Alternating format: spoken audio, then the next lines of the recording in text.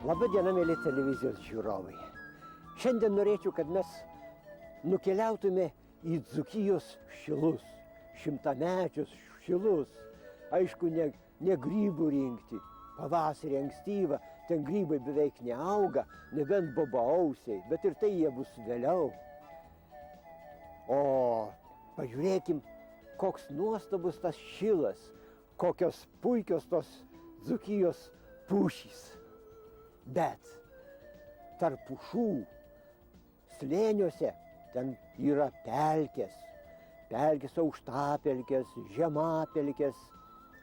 Ir kaip bebūtų keista, bet Dzūkijos šitie miškai labai artimi yra taigos miškams, taigoms, kur buvo Lietuvoje prieš 1000 metų. Lietuvoje buvo tikriausia taiga. Ir įsivaizduokit, išliko dar kai kurie paukščiai dar iš taigos laikotarpio. Ir jų tarpe vienas įdomiausių tai tetervinas, juodasis kavalierius, kai dzūkai sako, kaip gražiai jisai burbuliuoja pavasarį, ankstyvą pavasarį, dar sniegui nenutirpus, ir baigia savo giesmes gegužį, kada sulapoja medžiai. Puikus tetervinas. Ir norėčiau jums parodyti ir patį teterviną, paklausyti jo giesmės. Nes tetervinas tai tikras pavasario įsikūnijimas. Pakeliaukime į šilus. Plačios Dzūkijos girios, 10 kilometrų gali eiti ir vis krašto nerasi. O tarp tų šilų, žiūrėk, pelkės, aukštapelkės, žemapelkės, va štai kaip kartu su ežerėliais, ir tuose ežerėliuose pilna gyvybės, tai kokios antys, tai kas nors įdomu čianai. O štai pažiūrėkit smėlynai. Ir smėlynai Dzūkijos tiesiog kaip pajūrį, lyg tai kažkur tai kopos, senos kopos. O tarp jų šilagėlės, vėjalandės, Dzūkijos puošmena. Žiūrėkit, kaip jos lyg kailinėlis užsidėjusios ginasi nuo šalčio. Nes jos pražysta anksti pavasarį, tik tai sniegui nutirpus. Nuostabiausia Dzūkijos gėlė, gražioji šilagėlė vėjalandė. Įžydės, kol lapai sulapos. Va štai pabaigoje štai šitai pražysta. O vėliau nuvysta ir labai gražus pūkotukai būna vasarą. Tai jos sėkliukės išsisklaido po visus smėlynus. Bet štai ir mūsų tetervinai. Tetervinai anksti rytą, saulė dar netekėjus, atskrenda į tuoktuvės vietą. Pradžioje būna ant medžių, o vėliau nusileidžia ant žemės, pasivaišto, dar kol kas pradžioje negieda, o vėliau užburbuliuoja. Ir jų burbulinė nuostabi. Patinas, kaip gražiai gieda. Pasiklausykim jo giesmės.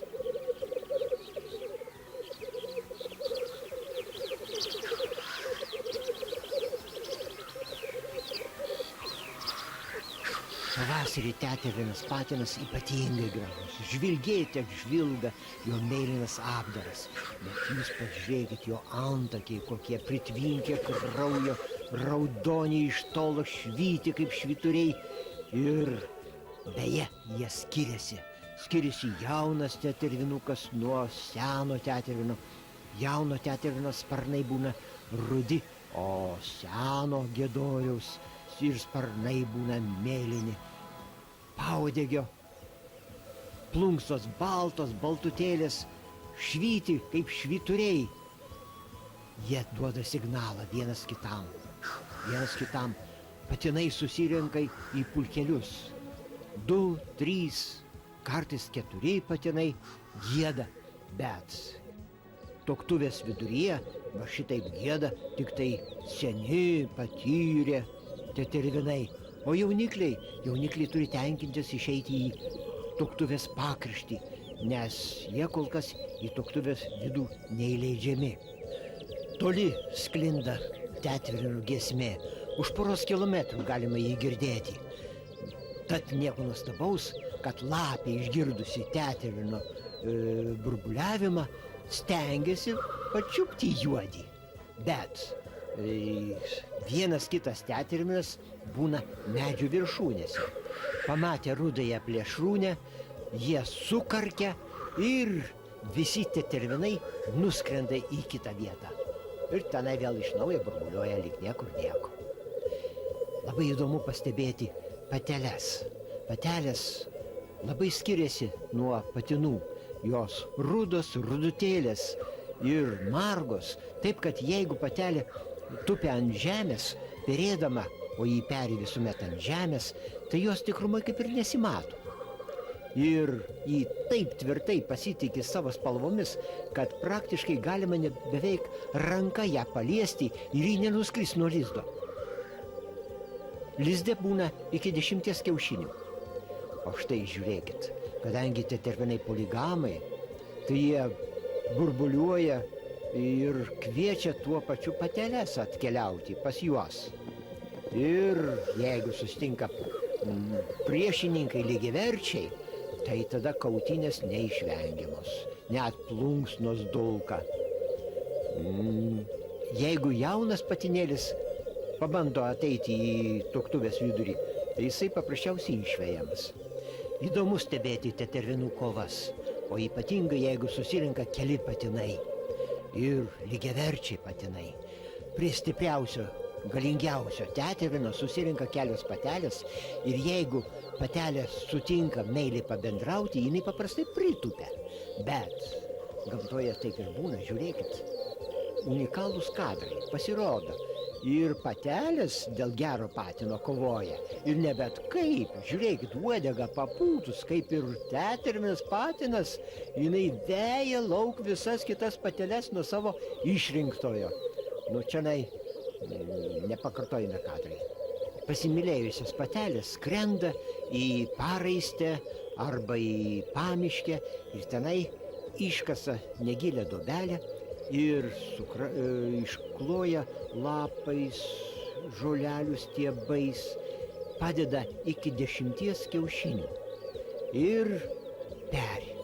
O išperėjusius mažiuliukus, viščiukus, jos vedžioja juos ir jaunikliai labai greitai pradeda skraidyti. Labai greitai. Po savaitės jau žiūrėk, jie pakyla ant šakų ir gali atsitūpti ten, kur laputė jų nepasiekia. Mažyliai maitinami yra skrudžių perais dažniausiai. Patelės iškapsto skruzdėlyną pamiškėje ir mažiukai maitinasi. Nu, patys tetervinai daugiau augalėčiai. Rudenį jie lesa žirginius, beržų, pumpurus, žolės iš po sniego kartais iškapsto, o vasarą mėgsta labai uogas. Rudeniop susirenka į pelkę ir lesa spanguolės. Pavasarį spanguolės jų taip pat numylėtinės, kadangi jos saldesnės dargi būna. Taip, kad tetervino gyvenimas yra labai įdomus. Gaila, kad jisai labai greitai nykstantis Lietuvoje ir mes jį įtraukėme į raudonąją knygą. Gal tas ir padės išsaugoti šios nuostabus giesmininkus. Įdienojus tuoktuvės baigėsi, tetervinai suskrenda į medžius, patupi kiek ir nuskrenda toliau į papelkę arba pamiškę, kur ir praleis visą dieną. Bet, mėly televizijos žiūrovai, šalia tetervinų mes galim pamatyti ir nepaprastai įdomių kitų gyvūnų. Štai vienas jų - nuostabioji mažoji Saturnija, o taip pat keršasparnis verpikas. Kas įdomu, bet ir vieną ir kitą jūs matot, tai patelės, storapilvės. Patinai jų skraido dieną, o patelės tik tai naktį. Įdomus tai šilų drugiai. Mažųjų Saturnijų vikšrai žali, šeriuoti, karpuoti, jie maitinasi viržiais. Tetervinų tuoktuvės baigėsi, kada nustoja sula tekėjusi, kaip sulapoja berželiai, va tada jau tetervinai nebeburbuliuoja.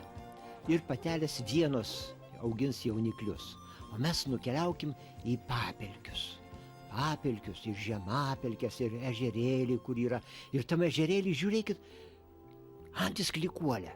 Ir kas įdomu, kad patinas taip pat žaidžia tuoktuvinius žaidimus. Tai jisai galvą atlenkia, tai vėl prisilenkia iki vandens paviršiaus. Vat štai kažkokie tokie sudėtingi judesiai stengiasi imponuoti savo rudajai pateliai.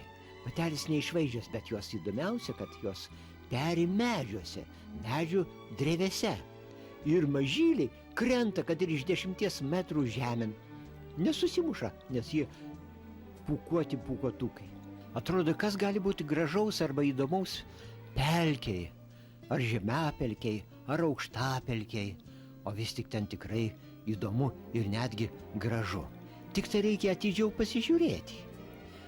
Štai gegužliniai ir balažuva. Jos rožiniai žiedai, argi ne puikus. Nors ir net didžiausi, bet įdomus. O štai gailiai, koks svaiginantis jų žiedų kvapas. Dabar žiedų dar kol kas nėr, bet jau pumpurai sunokę. O štai žiūrėkime, pakėlim stirniukę. Stirniukė pabėgėjo, bet jį nelabai baikšti, neišsigando. Pabėgėjo čia pat į pamiškę. Mes keliaujam toliau prie kito ežerėlio. Laikino ežerėlio vasarą jisai išnyks, bet kol kas vandens yra ir vėl antis ir beje klikuolės matome.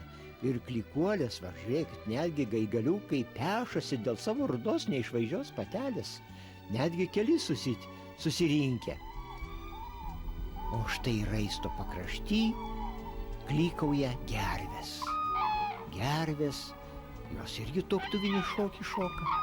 Žiūrėkit, kaip krypuojasi, įdomus gervės šokis.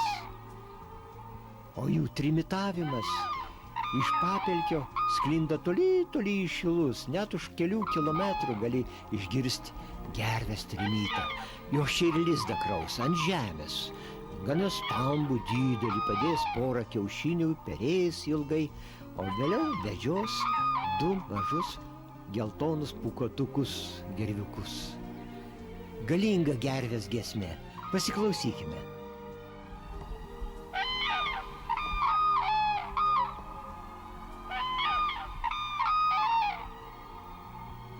Pasigrožėję nuostabia Lietuvos gamta, artėjame prie mūsų laidos pabaigos.